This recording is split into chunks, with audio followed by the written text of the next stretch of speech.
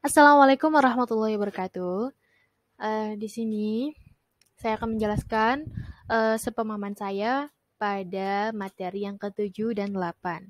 Nah, materi yang ketujuh dan 8 ini mengenai teknik pengambilan sampel dan juga apa itu eh, macam-macam data, terus skala pengukurannya itu seperti apa gitu. Nah, kemudian saya jelaskan bahwa skala pengukuran itu terbagi menjadi 4. Ada data nominal, ordinal, interval, rasio gitu. Nah, kalau data nominal itu merupakan data yang berfungsi untuk mengklasifikasikan suatu objek, sifat, jenis, atau orang. Angka-angka, nah tersebut nantinya itu merupakan lambang atau pengkategorian atau suatu pengelompokan. Contohnya apa sih? Apa agama yang Anda eh, ikuti atau dianut? Contohnya ada agama Islam, Kristen, Katolik, Hindu, Buddha, dan lain-lainnya. Itu bisa diurutkan kayak satu agama Islam, dua agama apa gitu. Terus yang kedua ada data ordinal, di mana data ordinal itu merupakan data pengukuran berskala ordinal. Ordinal itu data bilangan-bilangan yang menggambarkan peringkat atau berjenjang atau rank atau ranking urutan dalam satu kategori tertentu yang dari yang tertinggi sampai yang terendah. Contohnya seperti apa? Kayak peringkat di kelas ada yang juara satu, ada peringkat satu, dua, tiga, empat, sampai terakhir sesuai dengan jumlah kelasnya. Contohnya 35. Berarti pasti ada ranking yang ke-35 gitu. Terus data interval. Di mana data interval itu merupakan data yang memiliki karakteristik, kategorisasi, urutan, dan kesamaan jarak. Nah, data interval ini adalah data kontinum yang jaraknya itu sama tetapi tidak mempunyai nilai absolut, 0. Contohnya, data tes hasil belajar.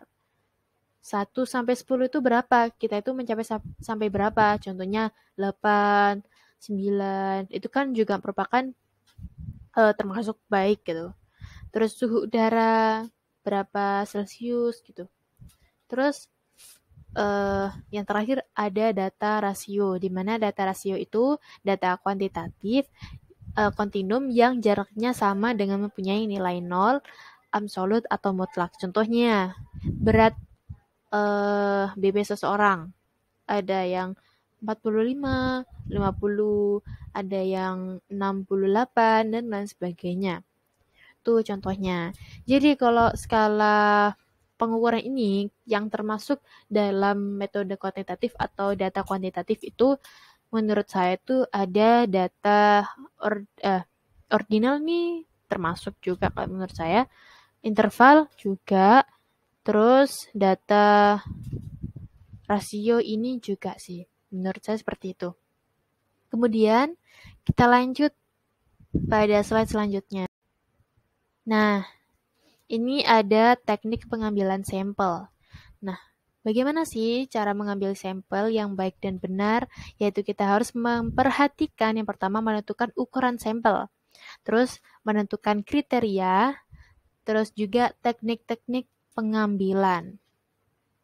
Nah, menentukan ukuran sampel. Di mana menentukan ukuran sampel? Yang pertama, bisa sebelumnya itu mengambil sampel terlebih dahulu. Kemudian harus kita tentukan berapa ukuran sampel yang akan digunakan, yakni banyaknya siswa, contohnya ya banyaknya siswa, sekolah, dan lain-lain. Itu harus kita persiapkan itu terlebih dahulu. Terus kemudian terkait dengan terdapat beberapa hal yang harus dipertimbangkan nih dalam menentukan ukuran sampel. Contohnya kayak tingkat keseragaman, rencana analisis, biaya, waktu, dan tenaga yang tersedia. Terus kemudian ada nih yang kedua, menentukan kriteria sampel. Nah, dalam studi dengan menggunakan sampel itu biasanya mewakili populasi atau yang disebut dengan representatif, di mana akan memberikan hasil yang mempunyai kemampuan untuk digeneralisasikan atau diberlakukan secara umum kepada populasinya gitu. Kriteria sampel itu yang representatif itu bergantung pada dua aspek yang saling berkaitan, yaitu akurasi sama ketelitian sampel. Jadi kita tuh kalau mengambil sampel itu harus seteliti mungkin. Terus yang terakhir ada teknik-teknik pengambilan sampel. Yang pertama ada probability sampling, di mana ini teknik pengambilan sampel yang memberikan peluang yang sama bagi setiap unsur atau anggota. Nah, terus anggota itu populasi untuk dipilih menjadi anggota sampel. Jadi kayak biasanya tuh penyaringan. Nah, itu kan merupakan suatu peluang bagi yang setiap masuk kayak diseleksi gitu. Nah, populasi yang dipilih itu merupakan menjadi anggota sampel. Nah, teknik ini tuh merupakan teknik yang memungkinkan peneliti atau evaluator untuk membuat generalisasi dari karakteristik sampel untuk menjadi karakteristik yang populasi. Jadi sampel tuh kayak lebih banyak, kalau populasi tuh lebih sedikitnya lagi, disaring lagi gitu. Nah, di dalam probability sampling itu ada juga sampel random sampling. Nah, itu bisa dilakukan dengan cara undian, cara tabel di bilangan random, bisa menggunakan komputer untuk mengacak juga. Terus, selain sampel random sampling, juga ada stratified random sampling. Nah, itu bisa dilakukan dengan menentukan dan pendukung tentang populasi yang diambil. Terus mengklasifikasikan populasi ke dalam grup atau setara yang saling lepas gitu. Terus menentukan ukuran sampel dari tiap stratum. Terus memilih secara acak setiap stratum dengan menggunakan sampel random sampling. Contohnya tuh seperti apa? Contoh, sebuah evaluasi dilakukan untuk mengetahui pelaksanaan program pembelajaran kesehatan. Nah, populasi yang diambil adalah seluruh sekolah menengah atau di 33 atau sekarang kan 34 provinsi ya, 34 provinsi di Indonesia misalnya. Di 330 sekolah gitu. Nah, solusinya itu apa? Solusinya langkah pertama dilakukan yakni membagi sekolah di setiap provinsi berdasarkan ini. Nah, itu bisa kita lakukan. Terus, selain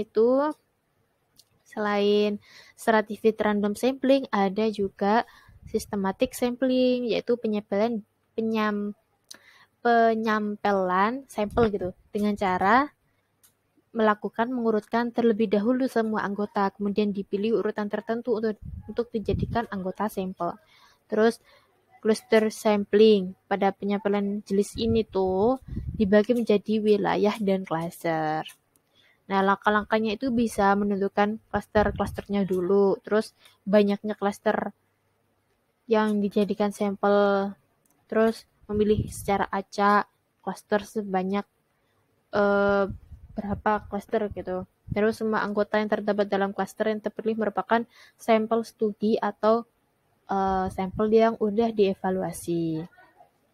Terus ada non-probability sampling, di mana teknik itu mengambil sampel yang tidak memberi peluang atau kesempatan sama bagi setiap unsur atau anggota populasi yang dipilih menjadi sampel. Nah, ini banyak sekali di dalamnya kayak sampling incidental, terus sampling purposive, sampling bola salju, sampling kota. Gitu.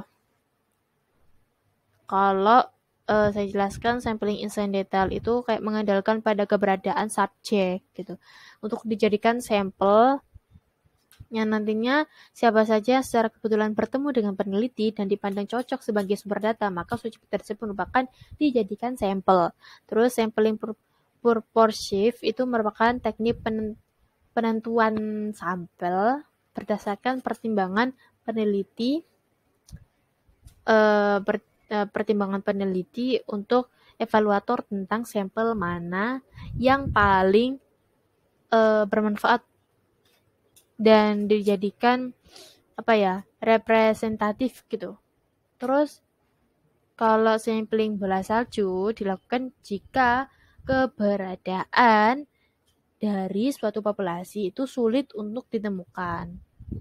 Nah, dengan kata lain, cara ini tuh banyak dipakai ketika peneliti atau evaluator tidak banyak tahu tentang populasi penelitian atau evaluasi. Terus yang terakhir, sampling. Teknik sampling itu, sampling kuota, teknik menentukan sampel dari populasi yang mempunyai ciri-ciri menentu sampai jumlah anggota yang diinginkan.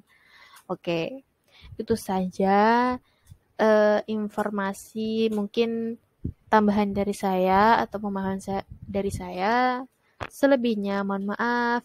Terima kasih. Wassalamualaikum warahmatullahi wabarakatuh.